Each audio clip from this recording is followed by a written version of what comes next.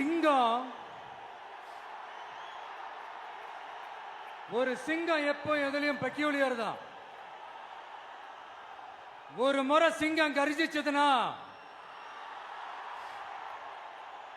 அந்த சவுண்ட்ல ஒரு 8 கிலோமீட்டருக்கு சும்மா அதிரும், எல்லா திசைகளும் அதிரும்.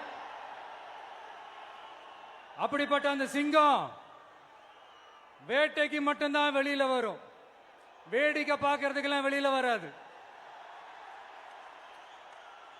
வேட்டையில கூட உயிரோடு இருக்கிற மிருகங்களை தான் வேட்டையாடும். அதுலயும் பெரும்பாலும் தன்னை விட பெரிய சைஸ் உள்ள மிருகங்களை தான் குறி வச்சு தாக்கும், ஜெயிக்கும். எவ்வளவு பசியில் இருந்தாலும் உயிர் இல்லாததை, கெட்டு போனதை தொட்டு கூட பார்க்காது. அப்படிப்பட்ட அந்த சிங்கம் அவ்வளவு ஈஸியா எதையும் தொடாது, தொட்டா விடாது. காட்டோட 4 பக்கமும் மார்க்கிங் மை டெரிட்டரின்னு தன்னுடைய பவுண்டரியை தானே வகுக்கும். அப்படிதான் அந்த காட்டையே தன்னோட கண்ட்ரோல்ல வச்சிருக்கும். சிங்கத்துக்கு கூட்டத்தோட இருக்கிறதுக்கும் தெரியும், தனியா இருக்கிறதுக்கும் தெரியும். அப்படியே தனியா வரணும்னு நினைச்சாலும் அஞ்சாம அலட்டிக்காம சும்மா கெத்தா தனியா வந்து அத்தனை பேருக்கும் தண்ணி காட்டும். எப்போ எதிலையும் தன்னோட தனித்தன்மையை இழக்கவே இழக்காது. Yes, a lion is always a lion.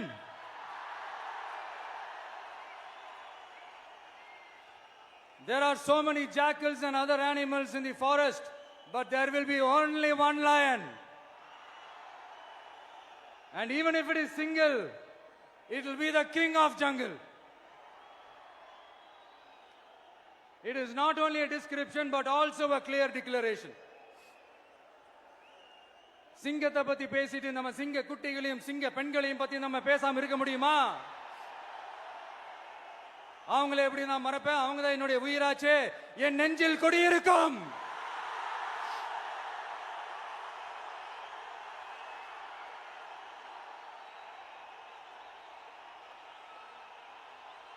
என்னுடைய தோழர்களுக்கும் தோழிகளுக்கும்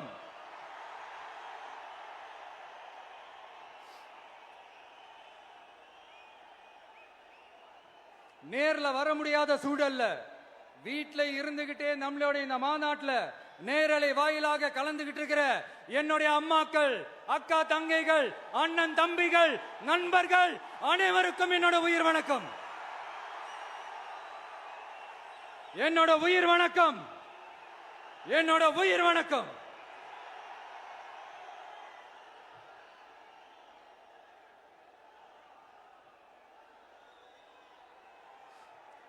வீரம் விளையும் மாமதுரை மண்ணை வணங்குகிறேன்.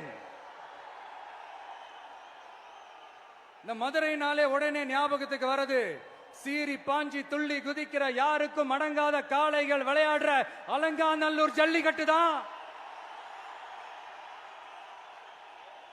நம்ம வைகை ஆறுதான் அழகர் ஆத்துல இறங்குற வைபவம். மதுரை மீனாட்சி அம்மன் இந்த மண்ணோட உண்மையான குணம், உணர்வு பூர்வமான மண் இது. அது மட்டும் இல்ல, இந்த மண்ணில் வாழ்ற மக்களும் அப்படித்தான் உணர்வு பூர்வமான ஆளுங்க.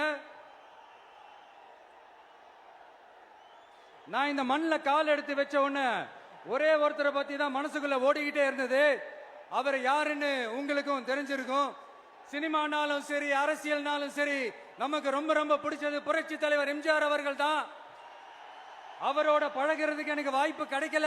ஆனா அவரை மாதிரியே குணம் கொண்ட என்னுடைய அண்ணன் புரட்சி கலைஞர் கேப்டன் விஜயகாந்த் அவர்களோட பழகிறதுக்கு எனக்கு நிறையவே வாய்ப்பு கிடைச்சது. அவரும் இந்த மதுரை மண்ணை சேர்ந்தவர் தானே, அவரை மறக்க முடியுமா? தமிழ்நாட்டு மக்கள் உணர்வுபூர்வமா உண்மையா நம்ம பக்கத்திலே நிக்கிறவங்க, அதுக்கு ஒரு மிகப்பெரிய அடையாளம் தான் இந்த மதுரை மண். நம்ம தமிழக வெற்றி கழகம் கையில் எடுத்திருக்கிற அரசியலும் அப்படித்தான். உண்மையான அரசியல், உணர்வு பூர்வமான அரசியல், நல்ல அரசியல், நல்லவங்களுக்கான அரசியல், நாட்டு மக்களுக்கான அரசியல், நல்லது மட்டுமே செய்கிற அரசியல்.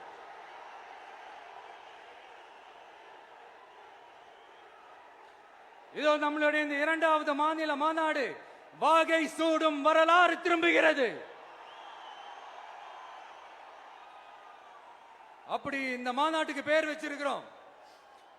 1967லயும் 1977லயும் நம்ம தமிழக அரசியல் ஒரு மிகப்பெரிய ஆட்சி அதிகார மாற்றங்கள் ஒண்ணு நடந்துச்சு இல்லையா? அதே மாதிரிதான் அடுத்த வருஷம் 2026ல அப்படி ஒரு வரலாறு திரும்ப போகுதுன்னு உறுதியா சொல்றதுக்கான மாநாடு தான் நம்மளோட இந்த இரண்டாவது மாநில மாநாடு. விக்கிரவாண்டி விசாலையில் நம்மளுடைய ஃபர்ஸ்ட் மாநாடு நடத்தணும், வெற்றி கொள்கை திருவிழா. அதுக்கப்புறமே நீங்க பார்த்திருப்பீங்க, தமிழக அரசியல் அந்த தட்ப வெப்பத்தையே மாத்தினுச்சு. நமக்கு எதிராக எத்தனை குரல்கள். ஆனா உங்களுக்கு தான் நம்மளை பத்தி நல்லா தெரியுமே, எந்த குரலையும் காதலையே போட்டுக்காம மக்களோட குரலை மட்டுமே கேட்டுக்கிட்டு நமக்கு எதிராக வர அத்தனை கூக்குரல்களையும் சின்னதா ஒரு சிரிப்போடவே கடந்து வந்திருக்கிறோம். அது இல்லாம நம்ம மாநாட்டில் ஒலிக்கிற இந்த குரல் இந்த ஒற்றை தமிழ் மகனோட குரல் மட்டுமல்ல, ஒட்டுமொத்த தமிழ்நாட்டு மக்களுடைய குரல். தமிழ்நாட்டில் இருக்கிற ஒவ்வொரு வீட்டில இருந்தும் ஒலிக்கிற குரல், ஒட்டுமொத்த உலகெங்கும் வாழும் ஒவ்வொரு தமிழ் வீட்டிலிருந்தும் எழும் குரல். இந்த சினிமா என்கிற மாபெரும் கலை ஆயுதத்தின் வாயிலாக சாதி, மதம், இனம், பாலினம், மொழி கடந்து இந்த நாட்டின் மூளை முடுக்கெங்கும் ரசிகர்களாக இருந்து தோழர்களாக நம்மோடு பயணிக்க துவங்கியுள்ள அனைவரோடும் இணைந்த ஒவ்வொரு மனிதருக்காகவும் ஒலிக்கிற உரிமை குரல். மாநில உரிமைக்காக, பெண் உரிமைக்காக, சமூக நீதிக்காக, சமநீதிக்காக, மதச்சார்பின்மைக்காக உண்மையா ஒலிக்கிற குரல்.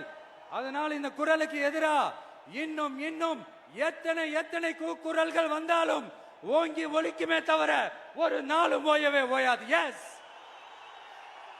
it is an unstoppable voice.